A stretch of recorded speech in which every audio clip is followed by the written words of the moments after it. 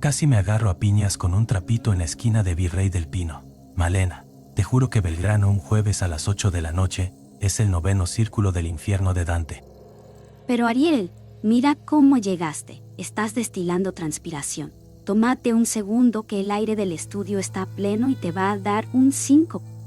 Es que no sabes lo que era la General Paz.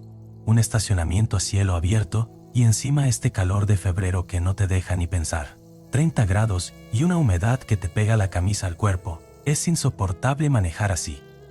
Yo no te cuento lo que fue la combinación del subte porque me pongo a llorar acá mismo. La línea D es un horno crematorio con gente amontonada. Pero bueno, ya estamos acá en Cabildo para Noche de Huesos. Menos mal que llegué porque el tema de hoy no se lo quería dejar solo a tu imaginación mística. Tenemos que hablar de Jeffrey Epstein y quiero poner los puntos sobre las IES desde el principio para que no nos vayamos por las ramas.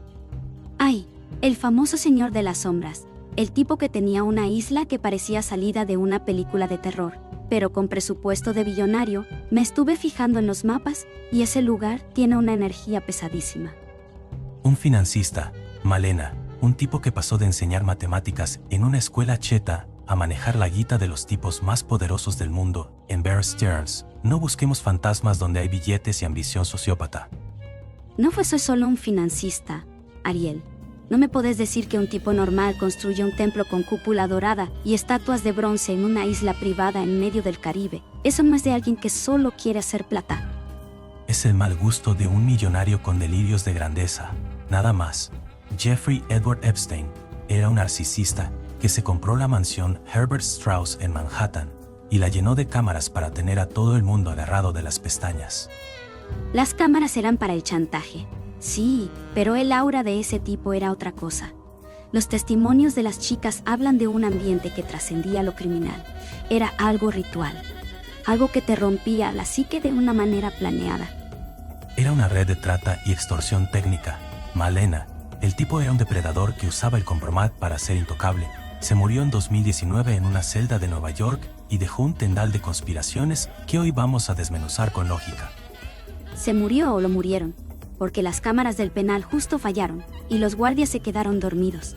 Es todo demasiado conveniente para ser solo una negligencia administrativa, como decís vos.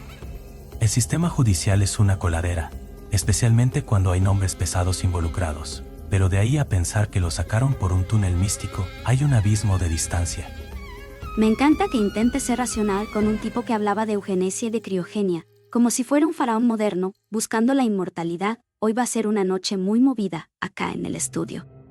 Ponete cómoda que ya estamos en el aire, y hoy no se salva ni el interruptor del hombre muerto. Vamos a ver qué hay de cierto en todo este laberinto de Little St. James y las sombras de la élite. Bueno, arranquemos por el principio, porque si no la gente se pierde entre tanta teoría de TikTok y videitos de 10 segundos. Jeffrey Epstein no bajó de un plato volador, ni salió de una logia masónica milenaria. Malena. El tipo era un tipo brillante para los números, un caradura que empezó enseñando matemáticas en una escuela cheta de Nueva York y terminó metido en Bear Stearns, manejando la guita de Leslie Wexner, el dueño de Victoria's Secret. O sea, el tipo se codeaba con el poder real, el de los billetes verdes y los contactos de alto vuelo. Pero Ariel, no me podés decir que es solo una cuestión de plata y finanzas. Ese tipo compró Little St. James en el 98 y la transformó en un búnker de lo bizarro. ¿Viste las fotos de ese templo? Esa estructura con la cúpula dorada y las rayas azules en las paredes. Parece un decorado de una película de Stanley Kubrick, pero en el medio del Caribe. Hay gente que dice que ahí adentro pasaban cosas que la ciencia no te explica, actos rituales que buscaban quebrar la psique de las personas. No era una oficina, Ariel. Tenía una energía que se sentía a kilómetros. Jaja, te drenan el alma. Malena, por favor, bajemos a la tierra un segundo. Esas rayas azules, Eran paneles de colores que con el sol del Caribe y el salitre se terminaron descascarando, nada de simbología mística. El famoso templo era un gimnasio o una biblioteca con mucha privacidad. ¿Sabes por qué no tenía ventanas? No es por un ritual de invocación a una deidad sumeria, es para que nadie vea desde afuera con un teleobjetivo cómo estás apretando a un senador o a un príncipe con un video prohibido. Se llama extorsión, se llama compromat, y es más viejo que la escarapela. Es que vos lo ves todo como un archivo de Excel frío. Pero pensá en el Zorro Ranch, en Nuevo México. 3.000 hectáreas. Área, estructuras subterráneas gigantes que no tenían ningún sentido habitacional lógico. Los informes dicen que el tipo estaba obsesionado con la eugenesia, que quería sembrar el mundo con su ADN y criogenizar su cuerpo. Eso no es ambición financiera de un tipo de Wall Street, eso es un complejo de Dios. Es querer trascender la biología de una manera oscura. Hay una línea muy delgada entre ser un sociópata y querer jugar a ser un demonio en la tierra. Lo de la eugenesia te lo tomo, pero desde el lado de la psiquiatría. El tipo era un narcisista maligno con delirios de grandeza, un tipo que se creía superior al resto de los mortales. Pero de ahí a pensar que las mansiones eran puntos en un sigilo geográfico para concentrar poder, hay un abismo. Lo que realmente asusta de la mansión Herbert Strauss en Manhattan no es un fantasma, es que las paredes tenían más cables y cámaras ocultas que una central telefónica de la KGB. El tipo grababa todo, Malena. Cada respiración de sus invitados era una póliza de seguro de vida. Bueno, ahí está el punto. ¿Por qué tanto secreto? ¿Por qué ese miedo constante de los que lo visitaban? Hay un rumor que nunca se fue, el del interruptor del hombre muerto. Se dice que Epstein tenía servidores ocultos programados para liberar verdades devastadoras si a él le pasaba algo. Y mira cómo terminó la historia. El tipo aparece muerto en el Centro Correccional Metropolitano de Nueva York. Las cámaras fallan justo ese día. Los guardias se quedan dormidos de golpe. Es como si una mano invisible hubiera cortado los cables antes de que el títere hablara. O simplemente, alguien con mucho poder y mucha guita puso los billetes donde había que ponerlos para que el problema desapareciera de la forma más humana y terrenal posible: la corrupción. La hipótesis lógica es que el sistema penitenciario es una coladera, no que hubo una extracción mágica del cuerpo de Epstein. Pero reconozco que el folclore que dejó atrás es increíble. El archipiélago de las sombras, como le dicen algunos investigadores, un lugar donde la ley no existía. Es que el aire en esas islas, Ariel. Los navegantes que pasaban cerca reportaban una pesadez en el pecho, una vibración de baja frecuencia que te daba náuseas. El agua es conductora de energía, y lo que se vivió ahí dejó una huella que no se borra con productos de limpieza industriales. Hoy vamos a tratar de entender si Epstein era un simple peón de la élite, o si era el arquitecto de algo mucho más denso que todavía sigue operando desde las sombras, aunque él ya no esté. Arquitecto del chantaje, te lo firmo ahora mismo. Pero bueno, la premisa está servida para todos los que nos están escuchando en esta noche de calor insoportable. ¿Era un nodo de una red de ocultismo o un tipo que sabía demasiado sobre los vicios de los poderosos? Vamos a meternos de lleno en los detalles de Little St. James y ese famoso templo que tanto te intriga, Malena. Pero antes de ir al hueso, déjame decirte que acá en el estudio, el único misterio es cómo sobrevivimos a la humedad de febrero. No es humedad, Ariel, es la densidad del tema que estamos tocando. Solo hay que saber mirar detrás de la cortina de dólares para ver las sombras. Bueno, vamos a los bifes, Malena, que el calor de este estudio no nos va a esperar, y el tema de hoy es un laberinto de espejos. Para entender quién era realmente Jeffrey Epstein, tenemos que sacarle el traje de villano de película y ver los datos duros, los que están en los papeles. El tipo no era un heredero ni un iluminado, era un pibe brillante para las matemáticas de Brooklyn, que en los 70 se metió a enseñar en la Dalton School, sin tener siquiera el título universitario. Imagínate el carisma que tenía que tener para convencer a los directivos de una escuela de élite de Manhattan de que él era el indicado para educar a los hijos de la alta sociedad. Es que ahí ya empezás con lo que yo te digo siempre, Ariel. No es solo carisma, es una frecuencia. El tipo sabía cómo mimetizarse. Entrar a Dalton sin papeles es como cruzar un umbral prohibido, Es como si alguien le hubiera pavimentado el camino desde las sombras para que estuviera cerca de los hijos de los futuros dueños del mundo. Él estaba sembrando su red desde el aula, captando energías desde temprano.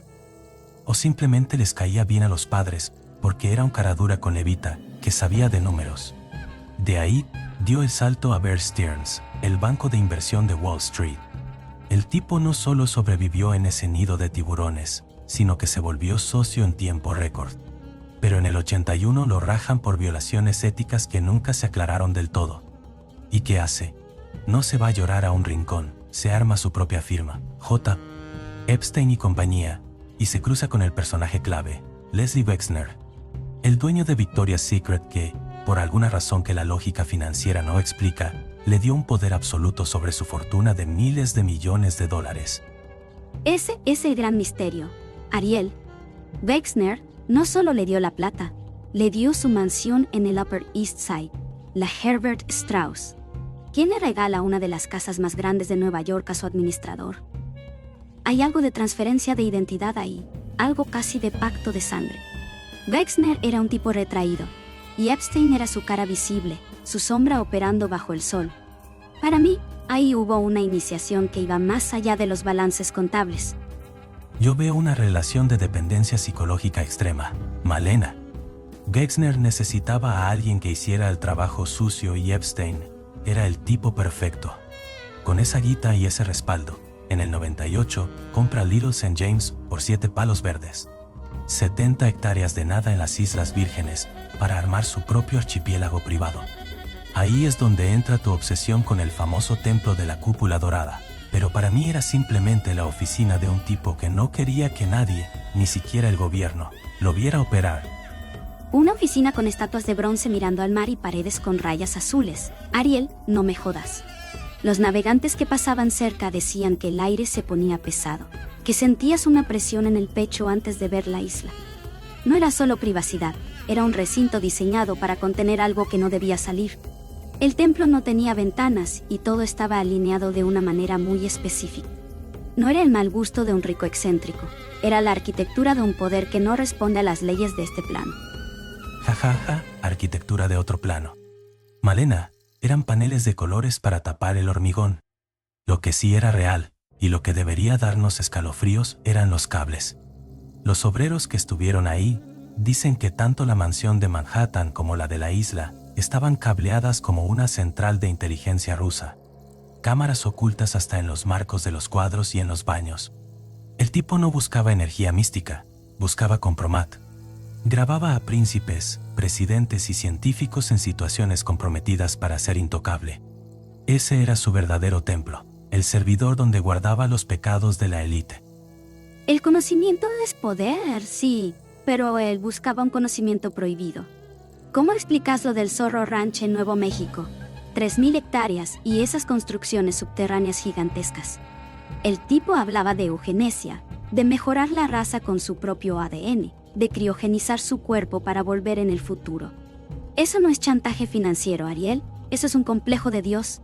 Es querer trascender la muerte a través de la manipulación de la vida misma, algo que las tradiciones antiguas llaman alquimia oscura. Es el miedo de un tipo con mucha guita a volverse polvo. Malena, nada más humano que un millonario queriendo vivir para siempre. Pero fíjate que su red de protección era puramente terrenal. En 2008, cuando le cae la primera condena pesada en Florida por tráfico de menores, consigue un acuerdo de culpabilidad que es un insulto a cualquier sistema judicial. Salía a trabajar todos los días de la cárcel y volvía a dormir como si estuviera en un hotel. Ahí te das cuenta de que el misterio no era el templo, sino quienes estaban del otro lado del teléfono llamando al fiscal para protegerlo. Lo protegían porque él era el guardián de la sombra de todos ellos. Pero cuando el nodo se volvió demasiado peligroso y la gente empezó a hablar, la red lo soltó de golpe.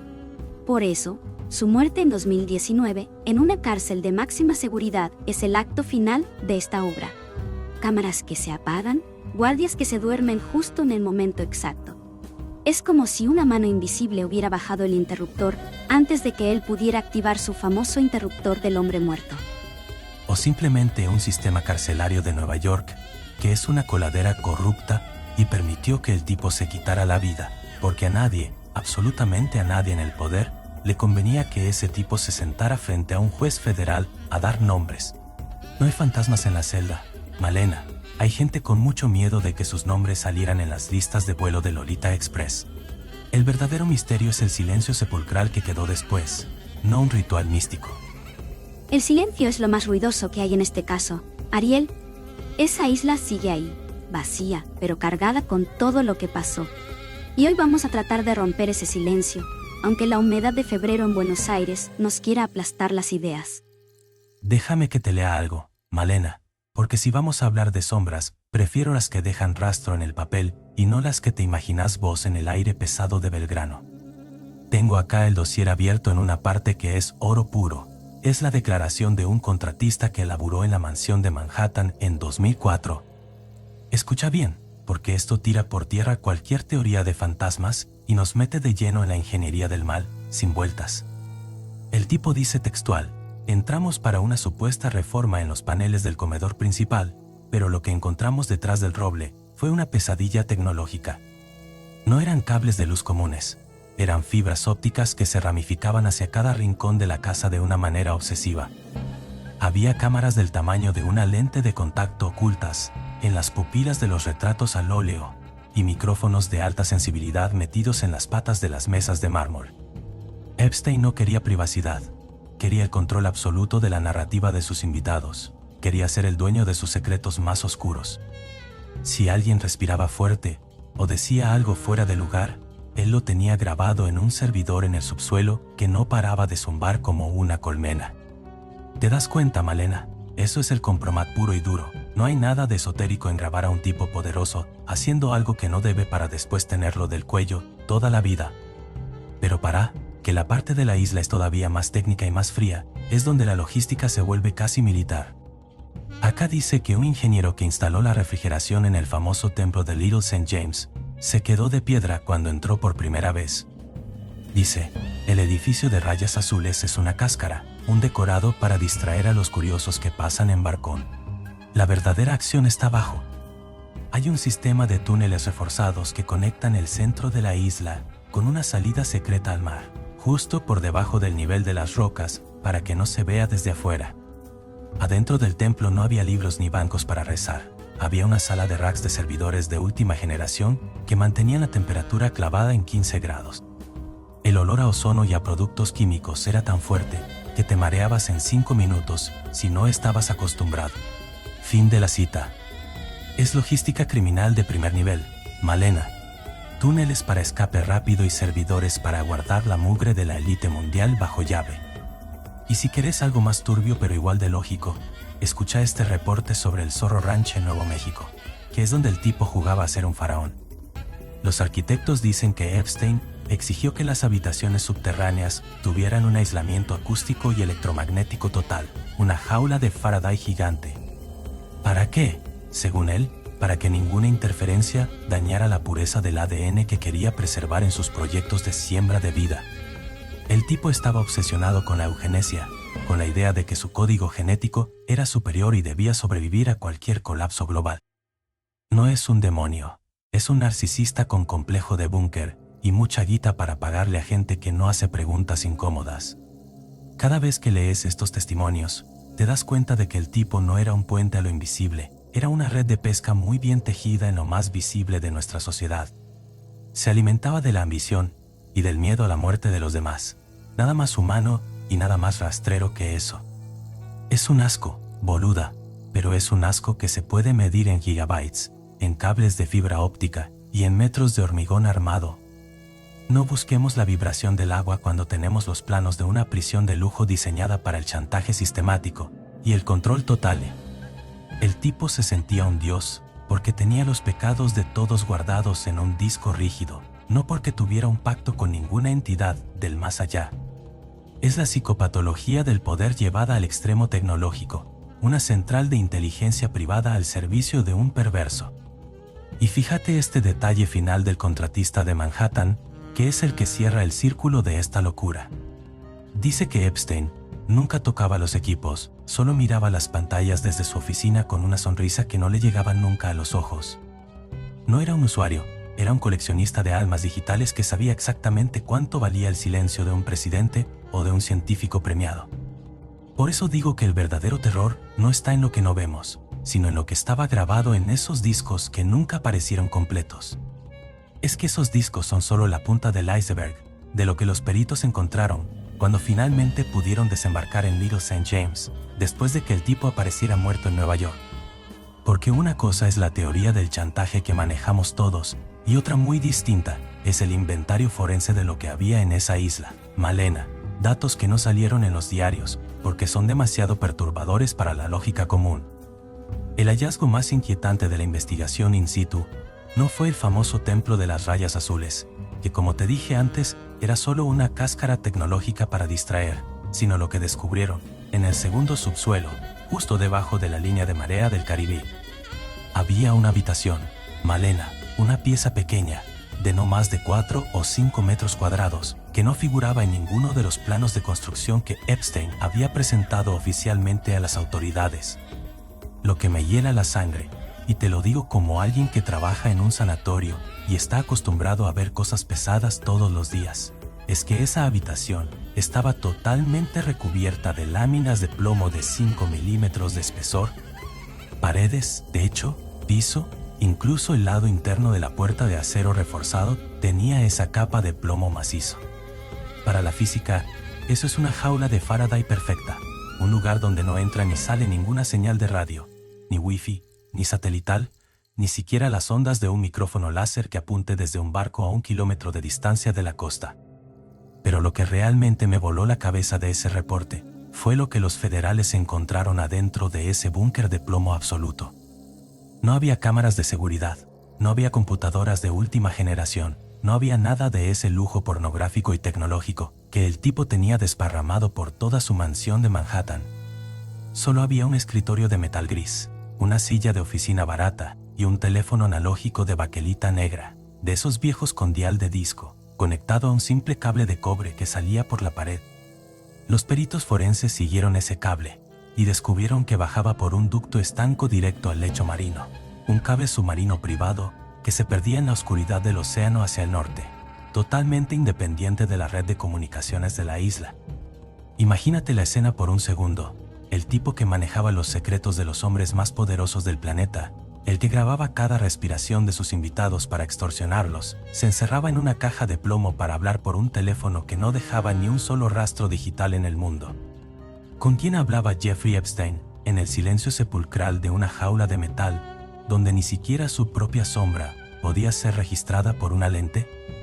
Eso es lo que rompe mi esquema racional, Malena, porque me obliga a pensar que el gran extorsionador también tenía un jefe, alguien a quien le rendía cuentas en un canal de comunicación que la tecnología moderna no podía tocar. Los investigadores encontraron restos de ceniza fresca en un cenicero de cristal sobre ese escritorio, documentos que fueron quemados apenas minutos antes de que la policía pusiera un pie en el muelle de la isla. ¿Alguien le dio la orden? ¿O alguien entró a limpiar lo que ese teléfono negro había coordinado durante décadas de impunidad absoluta? Y hay un detalle del reporte que es, para que se te ponga la piel de gallina, incluso a vos que sos de creer en estas cosas más allá de los datos. En el marco de la puerta de esa habitación de plomo, del lado de adentro, encontraron marcas de fricción y pequeños hoyos en el metal, como si alguien hubiera estado golpeando rítmicamente con un objeto pequeño durante horas, día tras día, durante años. No era el desgaste de una cerradura rota, era el rastro físico de una ansiedad desesperada o de una espera que nunca terminaba de concretarse. El tipo vivía en su propio reino privado, rodeado de modelos y billonarios, pero necesitaba encerrarse en una caja de metal a esperar que un teléfono viejo sonara desde el fondo del mar. Esa habitación de plomo es la prueba física de que Epstein no era la cima de la pirámide, era un operador de campo, un tipo brillante para el mal, pero que al final del día era un subordinado de algo mucho más grande y silencioso.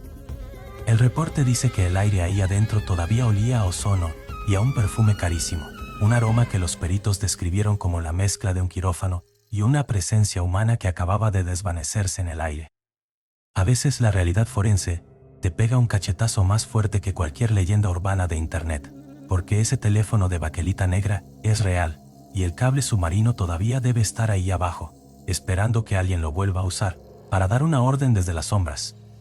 Ese teléfono de baquelita negra no es un fetiche vintage, Malena. Es la conexión directa con lo que en los archivos desclasificados de inteligencia periférica llaman el protocolo SOR. Para los que nos escuchan y piensan que estoy hablando de ciencia ficción, bajen un cambio, porque el SOR fue una operación de limpieza de activos humanos que se gestó en los años 50, justo cuando el mundo se estaba repartiendo en pedazos después de la guerra. Epstein no era un genio creativo, era un reciclador de métodos que ya habían probado su eficacia en las sombras más profundas de la historia del siglo XX. Esa habitación de plomo que te contaba es un calco exacto de las cámaras de aislamiento acústico que se usaban en los centros de detención clandestinos de la Europa del Este para comunicaciones que no podían ser interceptadas ni por la tecnología de esa época ni por la nuestra. El pasado trágico acá no es una maldición gitana ni una energía estancada, es una línea de continuidad de un horror muy humano que se llama control totalitario de la voluntad. El hallazgo del cable submarino es la prueba de que el Little St. James era el nodo moderno de una red de búnkeres que ya existían desde la época de la crisis de los misiles, instalaciones que supuestamente habían sido desmanteladas, pero que tipos como Epstein reactivaron con guita privada. El SOR era eso, una red de puntos ciegos en el mapa donde la soberanía de los países no entraba y donde se podía experimentar con la psique humana sin dejar rastro legal. Cuando Epstein se encerraba en esa caja de plomo, no estaba rezando ni meditando, estaba recibiendo instrucciones de una estructura que sobrevivió a la caída del muro de Berlín y a todas las revoluciones tecnológicas. Lo trágico es que esa red se alimentaba de lo mismo que Little St. James, la vulnerabilidad de los inocentes usada como moneda de cambio para garantizar el silencio de los poderosos. Los peritos dicen que el rastro de ceniza en el cenicero de cristal tenía restos de microfichas, un formato de almacenamiento de datos que ya nadie usa salvo los que necesitan que la información sea física para poder quemarla en segundos si la policía golpea la puerta. Estamos hablando de un tipo que vivía rodeado de servidores de última generación, pero que para las órdenes de vida o muerte confiaba en la tecnología del pasado, en el dial de disco y en el cable de cobre. Porque el cobre no deja rastro digital. Malena, el cobre no se puede hackear a distancia. Esa es la verdadera conexión histórica, un puente de metal y plomo entre la barbarie de mediados de siglo y la perversión corporativa de hoy. El tipo sabía perfectamente que si la red SOR lo soltaba, él era hombre muerto, y por eso se pasaba horas golpeando rítmicamente la puerta de metal, esperando una señal de que todavía era útil para los que están detrás del cable submarino. Es una imagen patética, si lo pensás bien. Un billonario con delirios de grandeza encerrado en una caja de zapatos de metal, transpirando de miedo mientras espera que suene un teléfono viejo. No hay nada de místico en eso, es el terror más puro de un empleado que sabe que su contrato de exclusividad con el diablo está por vencerse y que no hay lugar en la tierra donde se pueda esconder. El SOR no perdona los errores logísticos, y Epstein se había vuelto un error logístico demasiado ruidoso para una red que prefiere el silencio del fondo del océano. Por eso esa habitación estaba tan limpia cuando llegaron los federales, porque el protocolo de borrado de huellas es tan antiguo como el teléfono de baquelita y tan efectivo como un tiro en la nuca, en una celda donde las cámaras deciden no mirar. Es la historia repitiéndose, Malena, el mismo patrón de uso y descarte que viene desde hace 70 años, solo que ahora el escenario tenía palmeras y arena blanca en lugar de muros de hormigón en Berlín. Pero lo más denso de todo esto, Malena, no es ese teléfono viejo, sino lo que pasó la noche del 10 de agosto en el Centro Correccional Metropolitano de Nueva York, porque ahí es donde la lógica de los papeles se choca de frente con un horror que no tiene nombre. Se habló hasta el hartazgo de la negligencia, de los guardias que se quedaron dormidos y de las cámaras que justo ese día decidieron dejar de grabar. Pero hay un reporte de un técnico forense que laburaba en la morgue esa noche que me llegó por un contacto del San Pablo y que me cambió la forma de ver este caso para siempre. El pibe que recibió el cuerpo me dijo que cuando bajaron la camilla de la ambulancia, el ambiente en la sala de autopsias cambió por completo. No era el frío habitual de los muertos, era una sensación de electricidad estática que te ponía los pelos de punta de la. El enamoración no es emocionante. Me juró que cuando acercó el termómetro láser para el protocolo de ingreso, el cuerpo de Epstein no estaba a temperatura ambiente ni enfriándose como cualquier cadáver de una hora, marcaba casi 50 grados en la zona del esternón. Era como si el organismo hubiera entrado en una combustión interna antes de apagarse, como si cada célula del tipo hubiera decidido quemarse en un último proceso de borrado biológico que la medicina oficial no puede explicar. Y lo más terrorífico, Malena, lo que de verdad me saca el sueño cuando vuelvo manejando por Panamericana a la madrugada, es lo que el técnico escuchó cuando le apoyó el estetoscopio para confirmar la ausencia de latidos. No escuchó el silencio de la muerte, escuchó un silbido rítmico, un código de pulsos de alta frecuencia que salía directamente de la base del cráneo, como si las cuerdas vocales estuvieran vibrando por una señal de radio externa que todavía no se había cortado del todo. Ahí es donde todo el asunto del protocolo SORD que te contaba cobra un sentido macabro, porque no lo mataron para que no hablara, lo desconectaron como se desconecta una terminal que ya no sirve y se vuelve un peligro para la red central. El informe oficial dice que se ahorcó, pero los borradores que desaparecieron mencionaban que el hueso ioides estaba destrozado en 8 partes, algo que no pasa ni aunque te tires de un 10º piso con un cable de acero al cuello. Eso es el resultado de una presión mecánica de precisión quirúrgica, una fuerza hidráulica que le aplicaron desde adentro hacia afuera, como si el sistema nervioso hubiera estallado por una sobrecarga de datos. Y fíjate este detalle que nadie menciona, Malena, porque es el clímax de esta porquería técnica. Jeffrey Epstein tenía las yemas de los 10 dedos fundidas. El tejido se había convertido en una masa de carbono lisa y brillante. No era fuego, era una descarga de voltaje dirigida que le borró las huellas dactilares en el mismo segundo en que su corazón dejó de latir. Un protocolo de limpieza de activos que viene de esa red de cables de cobre y búnkeres de plomo.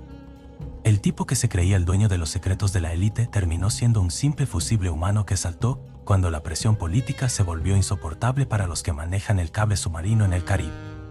No hubo un asesino entrando a la celda 9.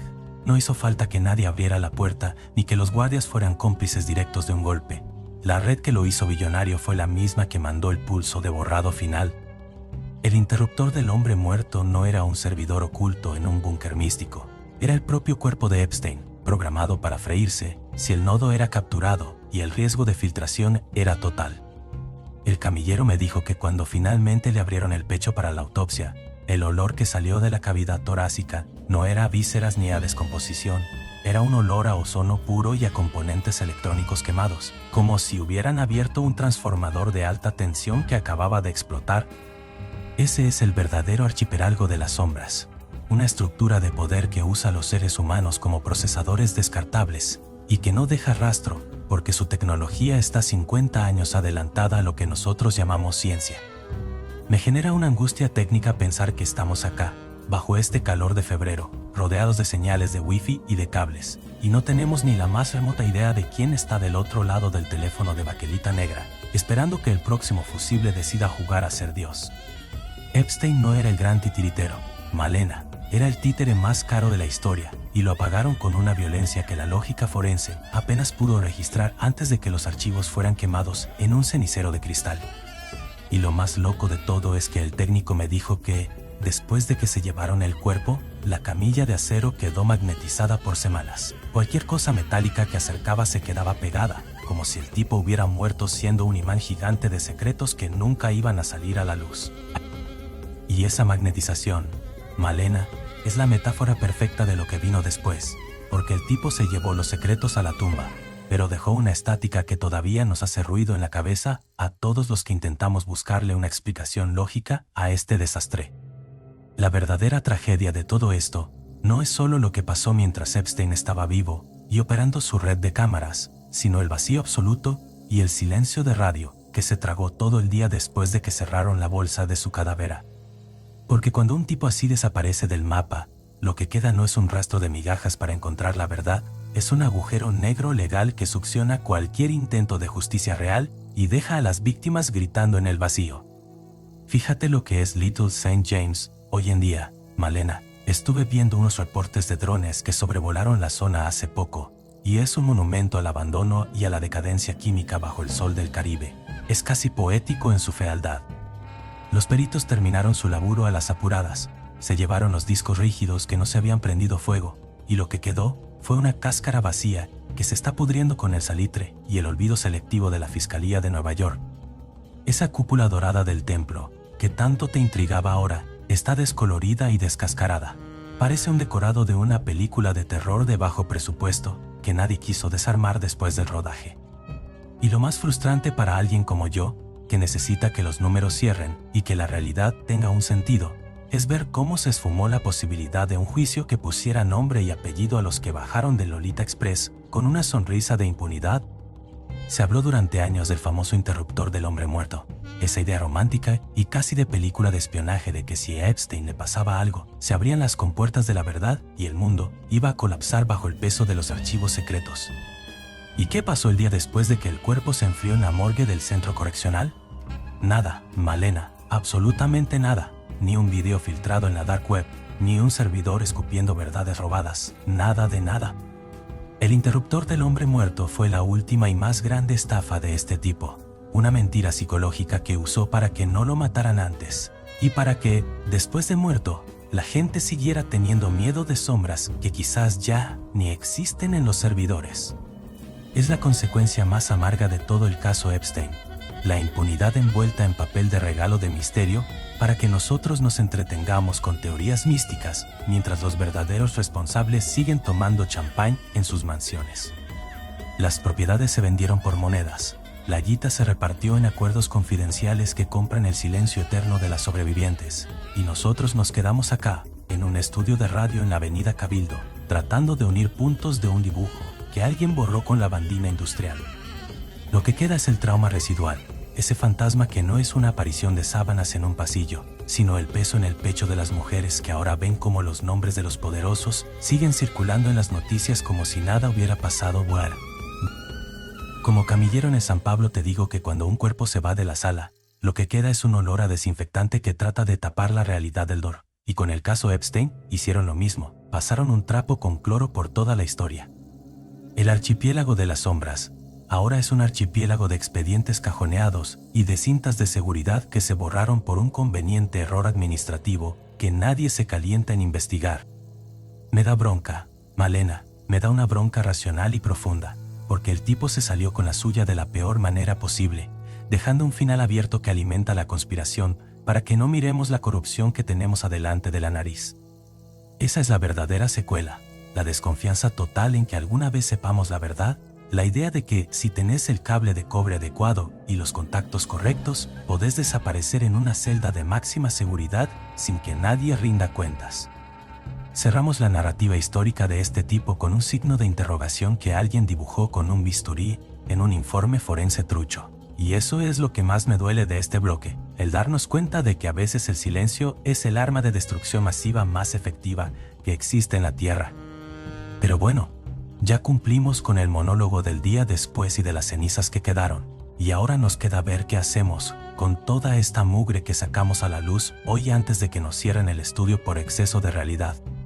Te lo digo en serio, Malena, a veces prefiero cruzarme la General Paz en hora pico antes que volver a leer los informes de lo que quedó en esa isla, porque el tránsito por lo menos se mueve, pero esta injusticia está clavada en el piso como el plomo de esa habitación secreta. Pero Ariel, ese plomo no es solo para el wifi, che. Vos hablas de celdas de Faraday y yo veo un sarcófago para contener una frecuencia que no es de este mundo. Ese aislamiento total, esa caja de metal en el subsuelo. Para mí, que el tipo no se escondía de la CIA, se escondía de las cosas que él mismo convocaba en esa isla.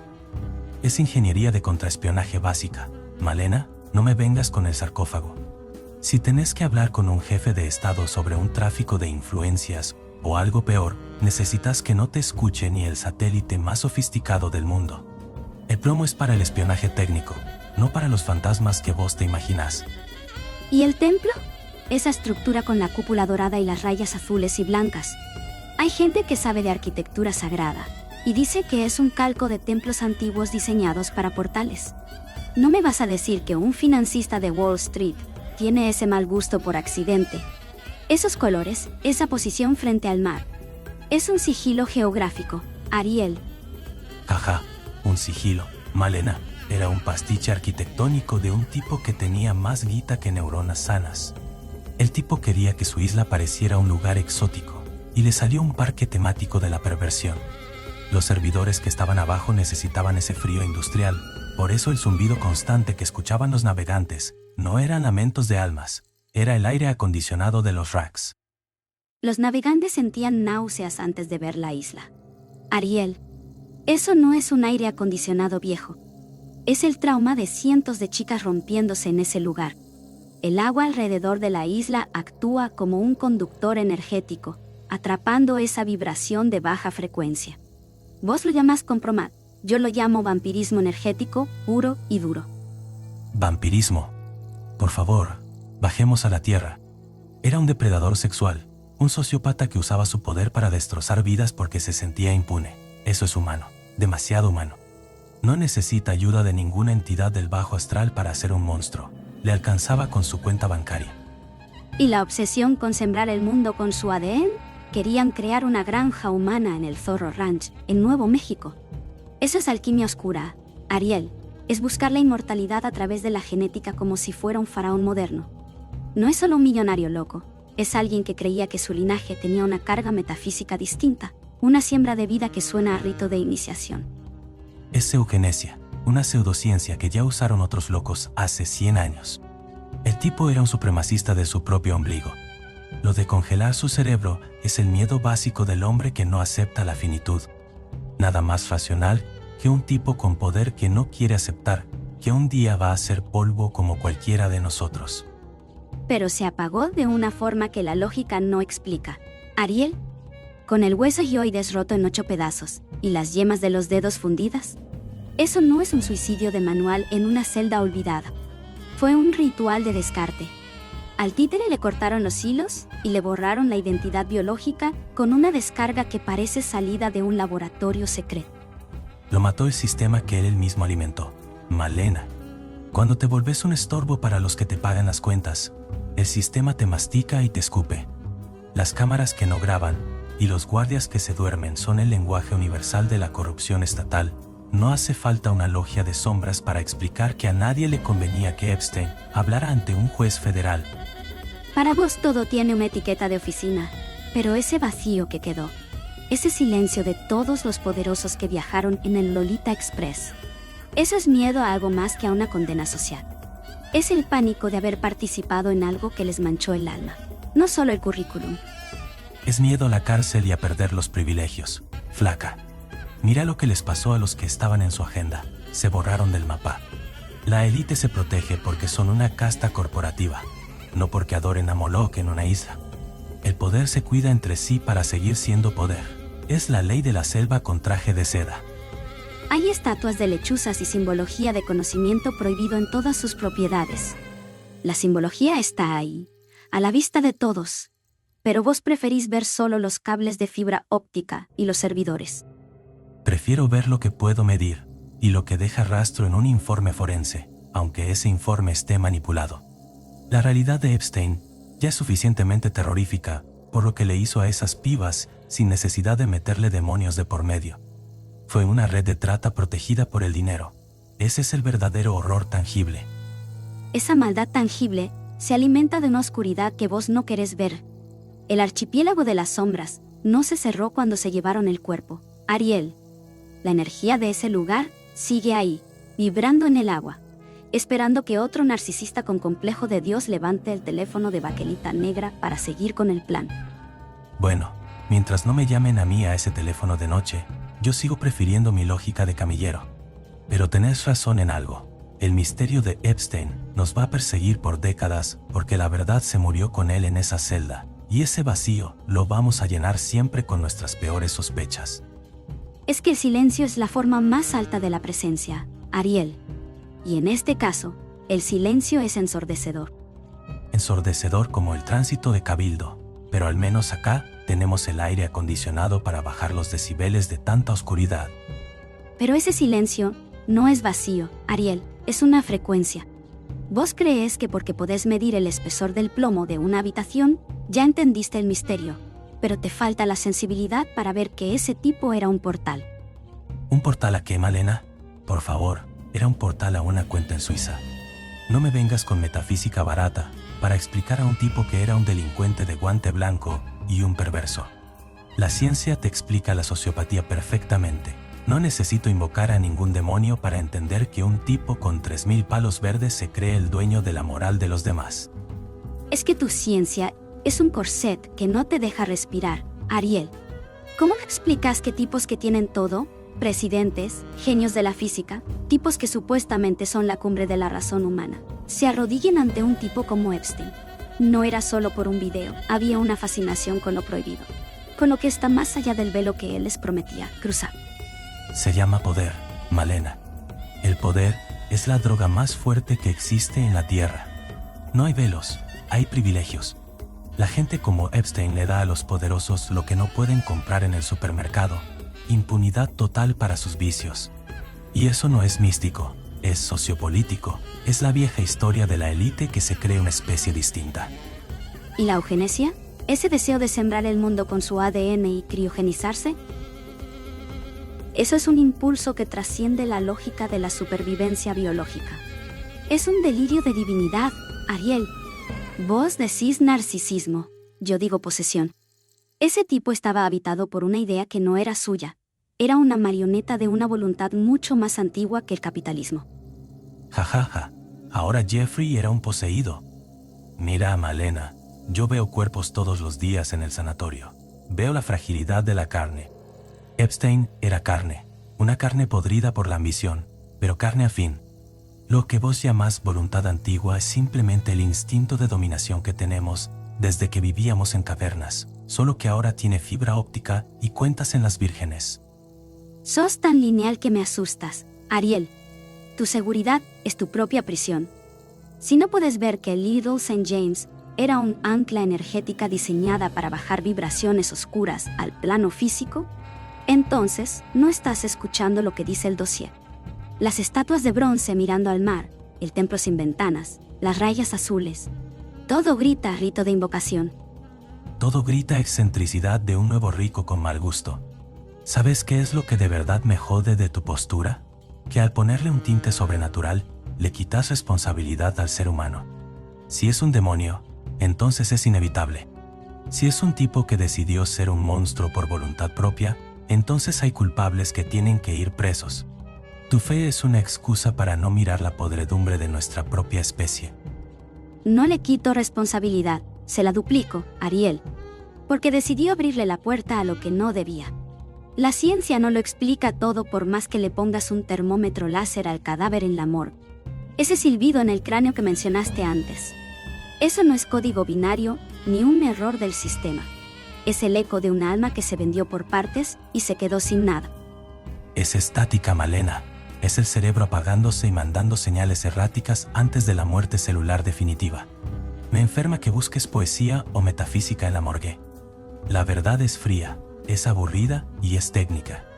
El resto son cuentos para que no nos sintamos tan solos en un universo que no nos da ni la hora. Prefiero mis cuentos a tu desierto de datos. Epstein era un nodo de una red que no puedes ver porque te negas a abrir los ojos del espíritu. Ese hombre no murió, se transmutó en el miedo que todavía nos genera a todos hablar de él en este estudio, mientras afuera la gente sigue su vida sin sospechar nada. Se murió, lo enterraron y el único misterio real es dónde carajo quedó la plata que todavía no rastrearon los federales. Pero bueno, seguí con tu vibración de baja frecuencia y tus portales. Yo me quedo con el cable de cobre y el plomo, que al menos se pueden tocar y no te mienten con ruiditos en la cabeza. El plomo no solo detiene las balas o las ondas de radio. Ariel, también trata de frenar la luz. Y vos estás eligiendo vivir en esa penumbra técnica para no aceptar que hay cosas que te superan. Me supera el tránsito de la Panamericana y la humedad de este febrero de locos, Malena, pero Epstein no me supera. Es solo un problema logístico de maldad humana que todavía no terminamos de archivar. Pero para un poco, Malena, bajemos la intensidad, porque si no nos vamos a terminar peleando por un tipo que ya es abono. Te tengo que confesar una cosa que me viene haciendo un ruido bárbaro en la cabeza desde que leí el reporte de la morgue y que no le encuentro la vuelta con los libros de medicina que tengo en casa. ¿Qué pasó, Ariel? ¿Me vas a decir que el hombre de los datos duros encontró una grieta en su pared de hormigón lógico? No me cargues, hablo en serio. Estuve repasando mentalmente lo del sonido rítmico en la base del cráneo, eso que escuchó el técnico con el estetoscopio. Busqué en manuales de interferencia de radiofrecuencia y en protocolos de bioelectricidad post-mortem. No hay nada, flaca. No hay ninguna explicación técnica que justifique que un tejido muerto, emita pulsos de alta frecuencia de forma coordinada. Mira vos. Entonces estás admitiendo que quizás no era un simple cortocircuito de neuronas apagándose. Admito que hay un bache de información que me pone la piel de gallina. Para que algo vibre así, tiene que haber una fuente de energía, y el tipo estaba desconectado de todo. Me genera una duda razonable, ¿entendés? No sé si es un portal o un demonio, pero mi ciencia ahí se queda muda, y eso me rompe soberanamente las pelotas. Bueno, Ariel, si te sirve de consuelo, yo también estuve dándole vueltas a lo que dijiste sobre el templo y las rayas azules. Estuve mirando unas fotos de alta resolución de un dron que se metió cuando el lugar estaba en venta y, la verdad, me dio un poco de bronca darte la razón. Jajaja, ¿viste? Al final, el diseño masónico era de cartón pintado. Es que de cerca se nota que los materiales son una porquería. Las estatuas de bronce tienen costuras de plástico. Es todo un decorado de escenografía barata de Las Vegas. Concedo que quizás el tipo no buscaba una alineación astronómica sagrada, sino simplemente impresionar a un par de senadores con medio cerebro quemado por el alcohol que no distinguen un ritual de una puesta en escena para sacarlos en una foto. Al fin, un punto para la ingeniería del mal gusto. Es que el tipo era un estafador antes que nada, Malena. Vendía humo, vendía acceso, vendía una mística de élite que quizás no es más que una oficina de extorsión con luces de colores. Puede ser, concedo que la parte visual era un pastiche mundano. Pero Ariel, volviendo a lo tuyo, si el sonido en el cráneo no es técnico y el templo es de utilería, lo que nos queda es ese vacío legal que mencionaste. Y ahí sí te doy la derecha. El silencio de los poderosos es más lógico que cualquier hechizo.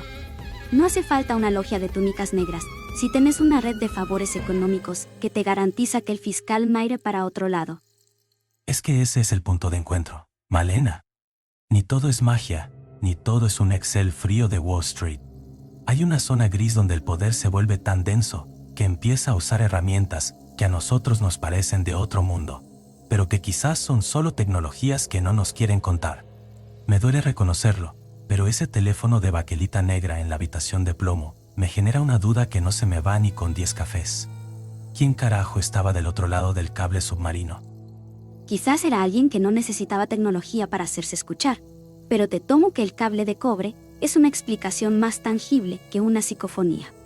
Al final, lo que nos une en este bloque es que ninguno de los dos puede cerrar el caso con sus propias herramientas. Es un empate técnico en el medio de la neblina. Me dejaste pensando con lo del ancla energética de la isla, porque es cierto que nadie quiere comprar ese lugar ni regalado, y en el Caribe la guita no tiene escrúpulos. Si fuera solo un tema de papeles, ya habría un resort de lujo ahí. Algo hay que espanta hasta a los tiburones de las inmobiliarias. Es que hay manchas que no se borran con la bandina industrial, Ariel. Y aunque el templo sea de cartón, lo que pasó adentro dejó una frecuencia que la gente siente en la boca del estómago. Puede ser, Malena. No lo puedo medir con un multímetro, pero el silencio que quedó después de Epstein es la prueba más grande de que acá hubo algo que nos supera a los dos. Me voy a tener que llevar esa duda a casa mientras manejo por la General Paz, y te juro que odio no tener una respuesta cerrada. Bienvenida al Club de la Incertidumbre, Ariel. Es más humano vivir así que con todas las certezas de un manual de medicina que hoy se quedó corto. El problema es que en mi manual de medicina, Malena, la incertidumbre se traduce como un error de diagnóstico. Y acá, el diagnóstico es que la humanidad tiene un tumor de poder que no se puede operar con lógica. Es que no es un tumor físico, Ariel. Es una mancha en el tejido de lo que somos como especie. Por eso nos fascina tanto este caso, porque Jeffrey Epstein es el espejo de todo lo que nos da pánico reconocer de nuestra propia sombra colectiva. Diagnóstico médico. Nos gusta el morbo, Malena. No me vengas con el alma ahora. Nos fascina ver cómo se pudre la gente con guita, porque nos hace sentir que nuestra vida mediocre, con el tránsito de la General Paz y el calor de este febrero, tiene un sentido ético que ellos perdieron en el camino. Pero es más que morbo, che. Es esa necesidad humana de entender por qué el mal se organiza de forma tan perfecta. Epstein es el mito moderno del titiritero, el hombre que descubrió que el secreto es la moneda más valiosa del mundo, mucho más que el dólar. La moneda es el miedo, Malena. Como camillero te digo que el miedo es lo que te paraliza las piernas en el pasillo, y este tipo tenía a medio planeta paralizado con esos discos rígidos que nunca parecieron completos. A mí lo que me fascina es la logística de la impunidad. Es que el mecanismo no es solo técnico, Ariel. Esa fascinación que sentimos es porque en el fondo sospechamos que él no era el origen, sino un síntoma. Un síntoma de una élite que ya no se siente parte de la humanidad. Esa obsesión, con la eugenesia y con criogenizarse, es el deseo de ser dioses, y eso es un pecado que todas las culturas describen como el principio del fin. Pecado, qué palabra pesada metiste. Para mí es psicopatología del poder pura, narcisismo maligno de un tipo que veía a los seres humanos como activos biológicos o simples herramientas. Pero te concedo que rompe la ilusión de que vivimos en un mundo con reglas. Ver que un búnker de plomo le gana a cualquier ley te hace sentir como una hormiga cruzando la Panamericana. Y esa es la condición humana frente al misterio, Ariel. Sentirnos hormigas, pero hormigas que miran a las estrellas y ven patrones de horror. Por eso no podemos dejar de hablar de esto, porque es un vampirismo energético que nos succiona la tranquilidad, incluso acá, en un estudio en Belgrano. El sabor a ceniza que nos queda es por el humo que nos vendieron con ese suicidio de utilería en la celda. A mí lo que me queda es la bronca técnica de saber que el sistema se protege a sí mismo con una eficacia quirúrgica. Nos fascina porque queremos ver la costura del truco, pero la costura está hecha de plomo. Es la pesadez de la verdad que no quiere salir. Esa sensación de que todavía nos falta una pieza del rompecabezas que está enterrada bajo el templo de la isla. Esa estructura no era solo mal gusto, era un ancla para un egregor de miedo que todavía vibra en el agua del Caribe. O en el fondo del mar, donde se mete el cable ese de baquelita. Al final del día, lo que nos queda es esto. Dos tipos en una radio tratando de explicar lo inexplicable, mientras afuera la gente solo quiere que el bondi no tarde tanto en llegar a San Cristóbal. Quizás esa es la verdadera resistencia, Ariel. Seguir preguntando cuando el guión del poder nos dice que ya no hay nada que verar.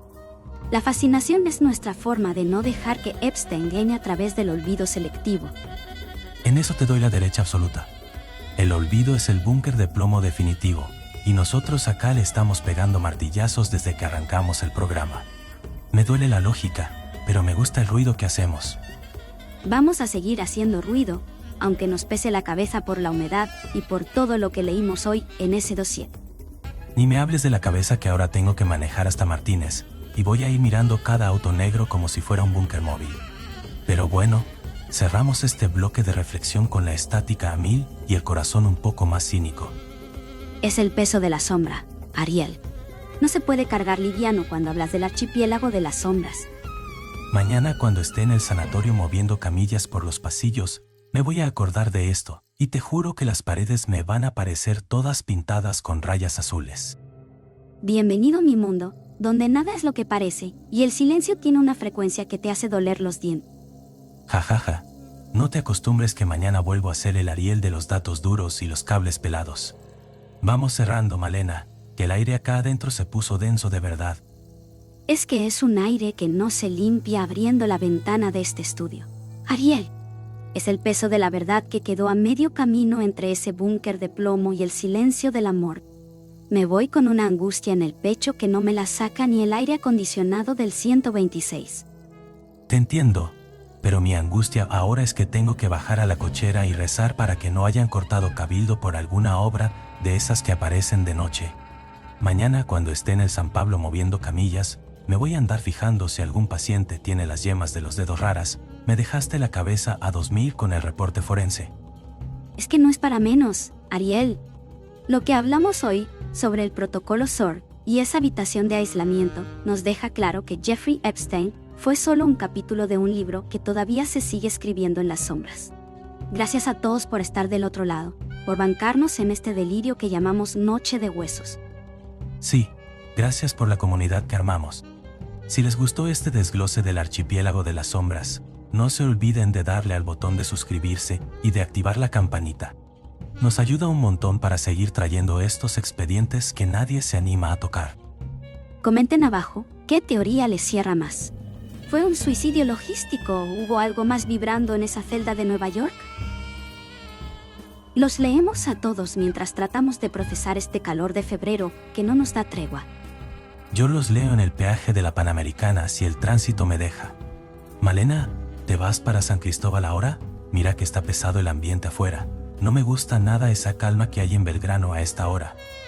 Sí, me tomo el bondi y trato de no pensar en teléfonos de baquelita negra. Buen viaje hasta Martínez, Ariel.